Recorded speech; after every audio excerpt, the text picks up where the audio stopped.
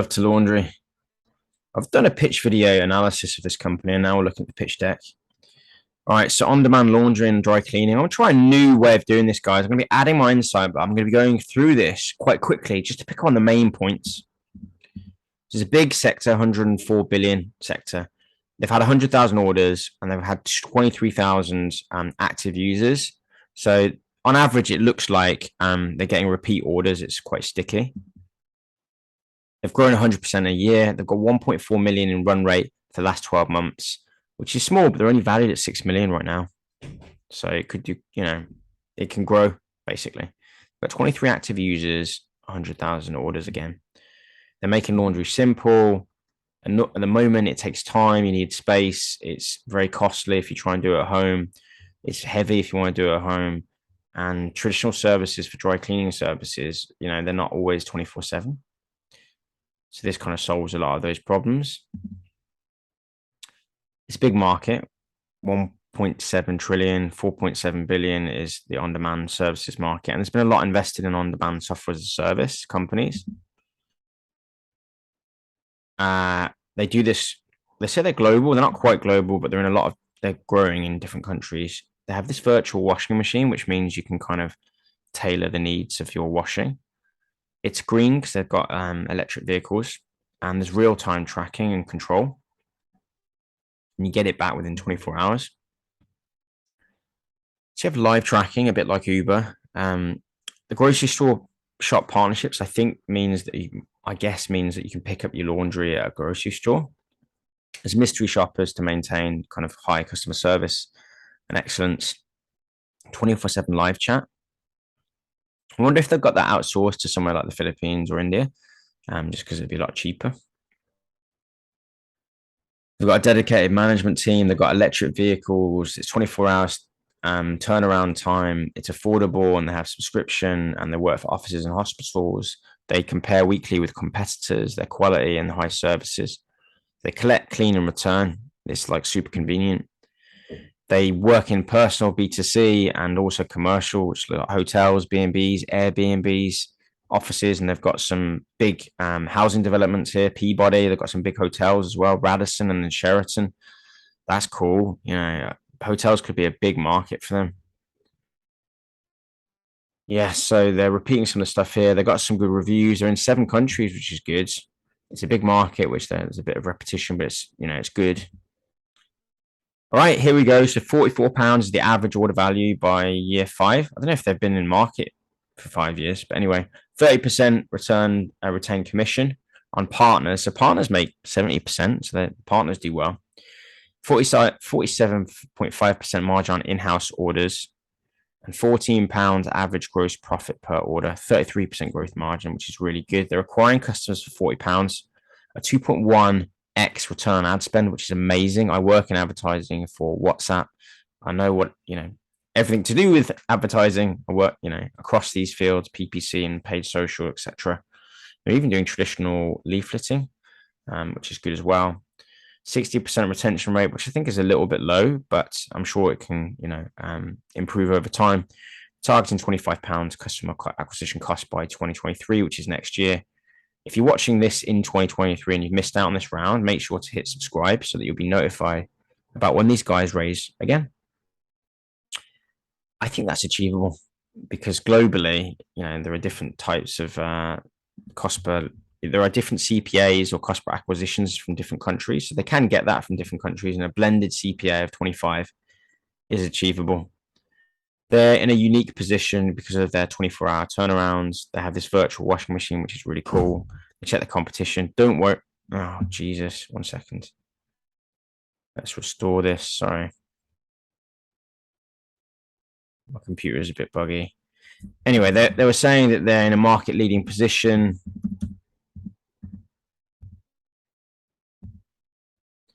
They have these convenience store partnerships, which I think is really good because they don't have to actually. It looks like they don't actually need any of their own equipment here. They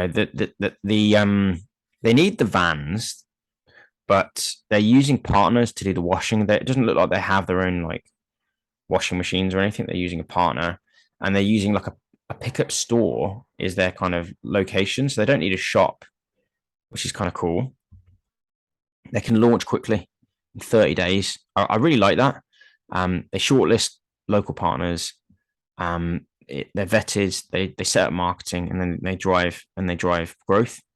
They launched in Bahrain in 29 days, Kuwait in 23 days, Ireland in 25 days. I love that. They've got a plan here. I don't think it needs to be linear because they've got tech, app, and web app. That's like the tech work stream. And then they've got increased commercial revenue, increased store partners, and onboard B2B partners and B2C partners. I think these two are like some kind of sales outreach work stream.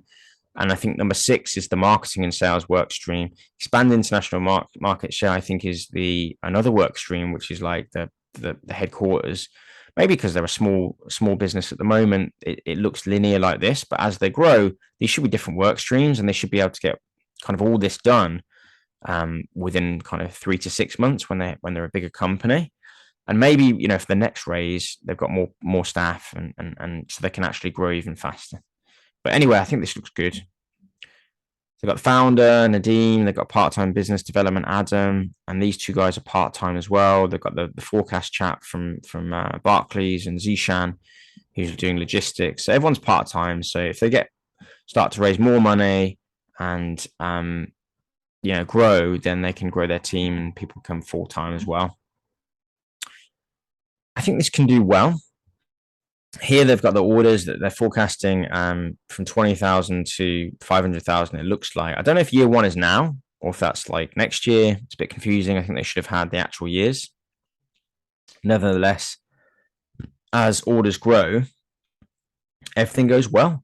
It looks like they're already profitable. I don't know if that's this year or last year or next year, but it looks like they'll be profitable very soon if they're not already.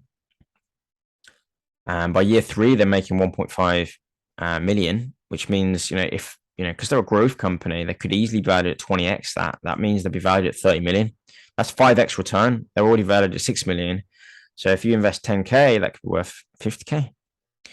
And going on to year 5, if they can achieve their goals and they make roughly 5 million in EBITDA, they could be valued at 100 million, 150 million, 200 million.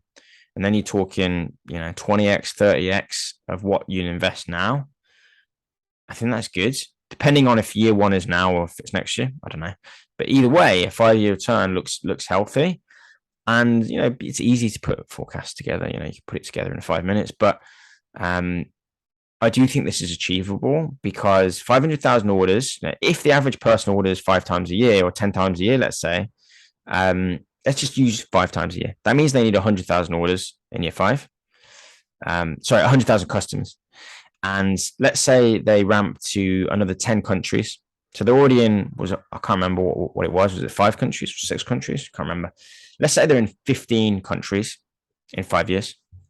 They only need what's that? It's not that many per country. Sorry, my maths are terrible right now. It's kind of early in the morning. But let's make it easier. And let's say if they're in 15 countries, right? And they need 100,000 customers. They only need I think 8,000 maybe per 8,000 customers per country. They don't need, what I'm saying is they don't need a lot of customers, basically. If they're in 15 countries, it's so cheap for them to go to a new country in terms of setting it up. And they can start with 1 or 2 local partners. They only need 1 or 2 local convenience stores. They can set up marketing very quickly in a few days. They can get to market. So I do think it's realistic that they would have, maybe 10,000 customers per country, and they can just launch in 10, 15 countries, and it can grow from there. Word of mouth. They could maybe think about refer a friend schemes. They can do more local marketing with leafleting and pay-per-click and Google and Facebook ads and things, Instagram ads. I do think they can get to this. It's very achievable. 100,000 customers. They've already got 22,000. And if I would suggest they go back to the market to do fundraisers every 6 months, I really think they should keep raising money every 6 months because, they can really spur on their marketing spend. You know, let's say they want to spend 1 million in year 3. If they raise money, if they keep raising money every 6 months, that they should be like spending 10 million. And then it's not EBITDA of 1.5, it's, it's EBITDA of like 15 million. And then you're off to the races, and they could be valued at 300 million or 400 million, So yeah. Anyway, let's move on. Here we go. Like, they want to invest most in sales and marketing. I think they should be trying to raise more money. I really do. I think it's good that they're raising this much money, but I think they should be trying to raise more. I think this is a good company. I think that it's a good model. I think the product and R&D is a bit low. I think they could spend more because, like, development, their objective is to hire developer. Unless they're hiring a developer like in India or another country, that might be a bit low. I think they should have asked for more money, actually. They say it's a runway 12 months. I really think they should ask for more money. But maybe they're small business at the moment. They might be feeling that they can't raise more money. But I think they should be actually going to the market every 6 months to ask for more money, because this could grow really fast. So I think they should be looking to raise like $1 million every year. Would be my advice. Anyway, so that's the end of the day. I'm going to stop sharing my screen, and I'm going to talk about the 3 reasons why I like this. Number 1, and then I'll talk about like some concerns, maybe competitors, technology, some of the risks. But let's look at the positives. Number 1, they've already got a lot of customers, 20,000, 22,000. They've got 100,000 orders. So they've already proven that they're a good company. Number 2, they can scale via marketing growth, which is what I do. I do it for WhatsApp. I've talked about it in my other videos. I've got loads of years of experience. It's very easy for these guys to go to a new country. They only need a local partner. They don't own the washing machines. They don't own, they might need to buy some electric vehicles and get 1 or 2 drivers, but they don't need like thousands of drivers. If you like Uber and you want to go to a new territory, you need thousands of drivers. You need thousands of customers. If you're a fintech company like Revolut, you need big teams of compliance, legal, customer service, because you're explaining complex things. You're explaining pensions. You're explaining FX. You're explaining savings and things like that. And people are dim. Not everyone understands everything. So you need really strong customer services teams and compliance teams and logistics teams, etc. If you're a fintech, or if you're Uber, you need, it's much harder to scale into a country. It might take them like 3 months. Sorry, 3 months. It might take them 3 years to get profitable. These guys can be profitable in like 2 months, which is incredible. So that's another reason why I like them. Number 3 is the return that they get, and it's kind of linked to number 2. Like, if they can acquire a customer for £25, it means after the second order, they're profitable, which is just really good. Another reason I like them, the third reason, is once they get to scale, as I mentioned, they only need like 10,000 customers once they launch in 15 countries, and they should be able to make 5 to 10 million a year, which would boost their valuation to a lot substantially.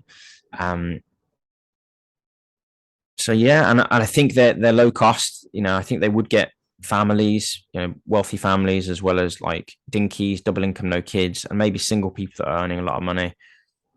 Millennials, Gen X, Gen Z, Gen Y, Gen Z. I think people would be interested in this. Let's think about some of the risks. A lot of the time, they'll talk about competition, and I want to talk about this for 1 minute or so. All right, Love2laundry, that might have some competitors, right? But let's think about this. Absolutely everyone in the world needs to do laundry. Unless you're a monk. Even monks do laundry. Someone will be doing the laundry for the monks, right? So everyone needs to do it. It's not 1 for 1, because, a parent will do the laundry for their kids. A wife might do it for the husband. A husband might do it for the wife. But in general, it's nearly 1 to 1. It's probably like which means like billions of people need to do laundry. It's not like Uber, where like, maybe only like 20% of a population might use Uber. It's probably more like 80% of the population need to do laundry. And of course, there's quite nice B2B models like residential homes and hotels, Airbnbs. They need to do more laundry than a typical person, because they probably need to wash the bed sheets, every 3 days or something, whereas the average person might only need to do it once a week or something. So that's another reason why I like them. And going on to competitors, like Uber has competitors, but it still does well. It's still valued in the tens of billions. Uber is. I don't know what the valuation is, but like that's why this company could be valued in the hundreds of millions, maybe even the billions, and have lots of competitors. Uber has loads of competitors. It's got Lyft, it's got Bolt, it's got loads of competitors, probably 100 competitors, but it still does well. And this company does not need to be the biggest in the world for an investor to do quite well. If in the future, instead of having 10,000 customers per country, it has 100,000 customers in 50 countries, that's a lot of customers, So that's like 500,000 customers.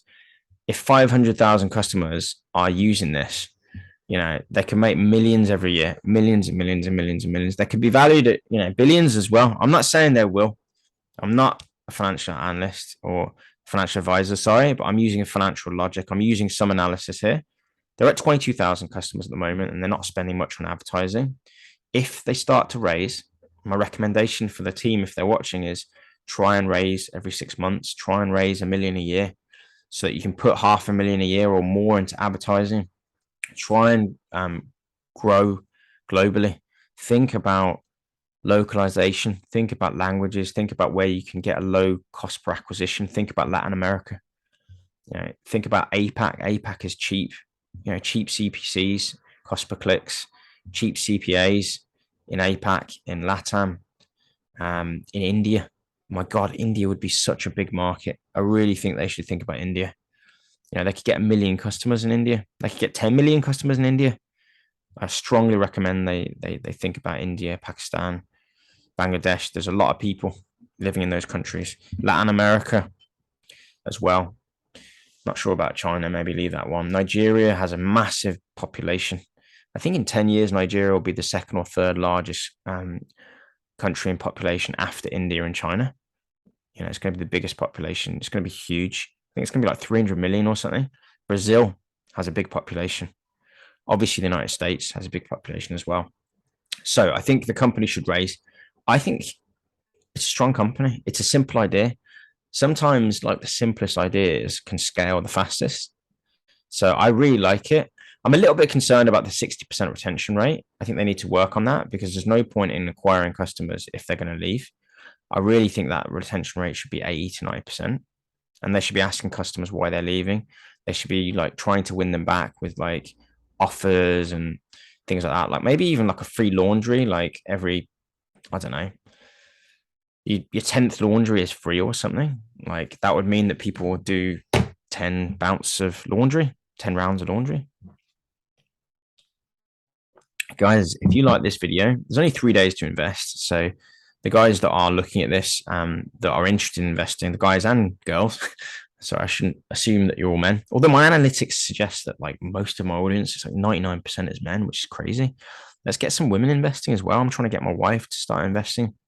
Let's maybe you can show my videos to your partner or to your sister or to your mother, because this shouldn't be an exclusively male thing. Anyway, there's 3 days to invest. If you like the company, consider it. It's not my advice, my opinion. There'll be other videos that pop up that I recommend you watch about investing in startups. I cover mostly software as a service, growth companies, robotics, restaurants as well. Because when you get a restaurant that's successful in London, it can be successful in New York, it can be successful in Lahore, it can be successful in Rio de Janeiro. A lot of good restaurant. Kind of McDonald's is a case in point, if you like, or Nando's is a case in point, Pret a Manger, etc. Anyway, guys, hope you enjoyed the video. If you want to support the channel, the best way you can do that is to invest in the like button to make it go blue. Subscribe, hit the bell notification icon so you don't miss any exciting new companies that come out that I cover. Can't cover every company in the world, but if you've got a company that you want me to make a video about, let me know in the comment section below and I'll try to add it to my content list. If you've got any questions, queries, comments, if you're an investor, if you've missed out, if you want to invest and you're thinking of investing, let me know in the comment section. I'd love to hear from my audience. It is literally the number one motivating factor I get is when I get a comment from one of you guys saying I invested. I absolutely love it. Guys, have a great day. Check out my other videos, subscribe to the channel. Remember that knowledge is power, especially the right kind of knowledge, and progress is everything. I'll see you guys in the next upcoming video. Take care.